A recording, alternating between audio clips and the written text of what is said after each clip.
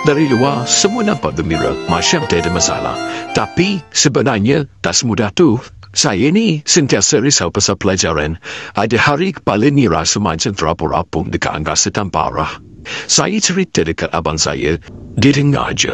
Abang ada cakap, Sama macam badan kita perlukan jaga. Kadang-kadang kita rasa happy, kadang-kadang kita rasa down. Normal je tu. Yang penting jangan pendam sorang-sorang. abang suruh saya berehat, buat benda yang saya suka. Saya pun ikut cakap abang. Hari tu, saya lupakan semua yang buat saya serabut. Lepas tu, saya rasa jauh lebih lega. Ini cerita tentang Frank, kawan sekelas saya. Setiap pagi bila saya buka mata, fikiran negatif terus menyerbu masuk. Rasa macam ada sungai dalam kepala saya. Saya fikir, alah, kalau saya cerita ke kawan-kawan, mesti kawan-kawan dah faham pun. Tapi bila Chan buka cerita pasal stres dia, saya pun beranikan diri. Saya cakap perlahan, saya rasa saya bukan diri saya sendiri. Saya sangat lega. Dia share beberapa tips, saya pun cuba. Tapi jujurnya, kadang-kadang saya masih rasa kosong.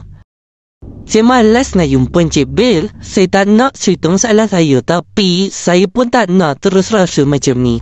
Cik Bill cakap, Kalau sakit badan, kita cari ubat. Kalau sakit hati, kenapa kita pendam? Sama je. Perlu cari bantuan. lepas dengar semua tu, saya lega rasa difahami. Bukan senang nak bercakap pasal perasaan.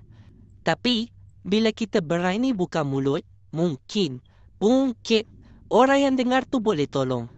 Kalau tak nak bercakap, tak apa. Boleh tulis, boleh baca buku, boleh melukis, boleh main muzik, atau main-main dengan haiwan peliharaan. Kalau kamu lah orang yang dengar luahan orang lain, dengarlah dengan hati terbuka.